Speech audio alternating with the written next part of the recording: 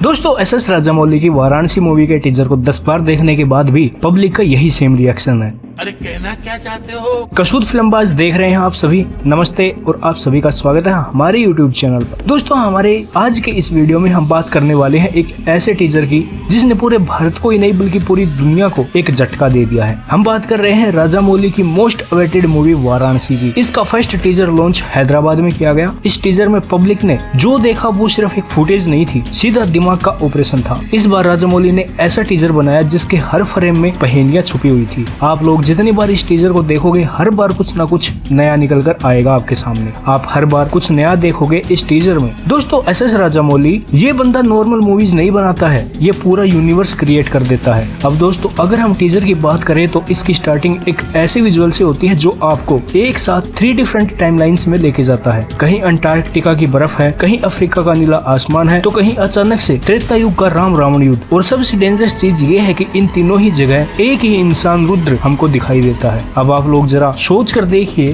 क्या ये time travel है, पुनर्जन्म है, या फिर राजामौली कुछ और ही खेल खेल रहा है। दोस्तों जब ये बंदा कंफ्यूज करता है तो बड़े बड़े मूवी एनालिस्ट को चक्कर आ जाते हैं। दोस्तों अब आता है टीजर का सबसे हैवी सीक्वेंस। पृथ्वीराज का किरदार कुंभा रुद्र का पीछा करते हुए दिखाई देता है। स्टार्टिंग में तो फैंस को लगा कि ये राम रावण का युद्ध है, क्योंकि बैकग्राउंड भी बिल्कुल वैसा ही दिख रहा है, लेकिन ध्यान से देखने पर नजारा कुछ और ही दिखाई देता है। वहाँ पर वानर सेना, एक विशाल दानव और माहौल पूरा लंका जैसा ही था। यानी क्या इस सीन से हमें राम और रावण के युद्ध की तरफ तो हिंट नहीं दिया जा रहा है, और रुद्र और कुंभा को उसी एग्जैक्ट एंशिएंट कॉन्फ्लिक्ट के मॉडर्न पैरेलल्स के साथ दिखाया गया है। यानी कि भाई लोग मूवी इन टाइमलाइंस को सिर्फ दिखाएगी ही नहीं बल्कि उनको कनेक्ट भी करने वाली है। इस सब के बाद एक ऐसा शॉट आता है जो सबका ध्यान खींच लेता है। एक रहस्यमय महिला एक केव में गिरती हुई दिखती है, उग्र भट्टी गुफा, जिसमें देवी छिन्नमस्ता की मूर्ति होती है। देवी छिन्नमस्ता जो आत्म बलिदान, परिवर्तन और कॉस्मिक बैलेंस का सिंबल है। अब इस सिंबोलिज्म को अगर प्रियंका चोपड़ा के किरदार मंदाकिनी से जोड़े तो साफ साफ दिखता है कि उनकी भूमिका मूवी में सिर्फ हीरोइन की नहीं बल्कि कहानी की आध्यात्मिक बेस है। इस मूवी में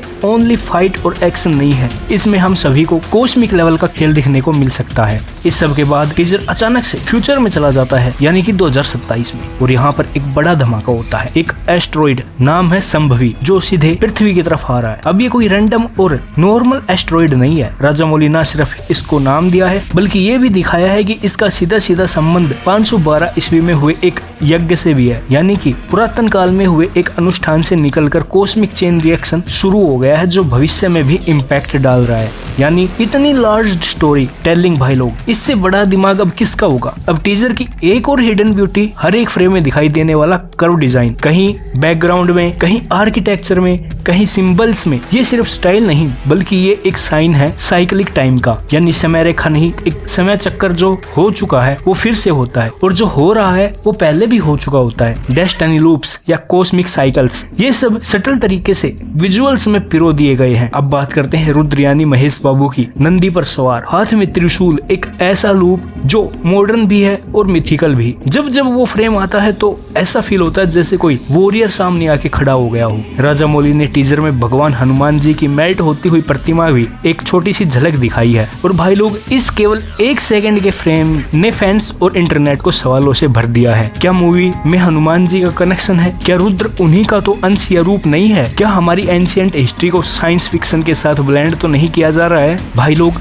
ये मूवी सिर्फ लीनियर कहानी नहीं बल्कि एक ट्रेजर हंट के जैसे है। एवरी फ्रेम में एक क्लू है और इसका हर एक सीन कोड है। हर सीक्वेंस एक कनेक्शन है जो टाइमलाइंस को एक दूसरे के साथ जोड़ रहा है। इसको देखकर फील होता है कि ये मूवी हिस्ट्री भी है, फैंटेसी भी है, साइंस भी है और स्पिरिचुअलिटी भी है। तो राजामौली दुनिया को ये मैसेज दे रहे हैं कि इंडियन सिनेमा सिर्फ एंटरटेनमेंट ही नहीं बिल्ड कर रहा है बल्कि ग्लोबल स्केल पर वर्ल्ड बिल्डिंग भी कर सकता है। और भाई लोग एक और बात क्लियरली दिख रहा है, वाराणसी कोई छोटी मोटी मूवी नहीं होने वाली है। ये एक कंप्लीट यूनिवर्स होने वाला है। ये एक एक्सपीरियंस होगा, एक जर्नी होगी जो 512 CE से लेकर 2027 तक आएगी।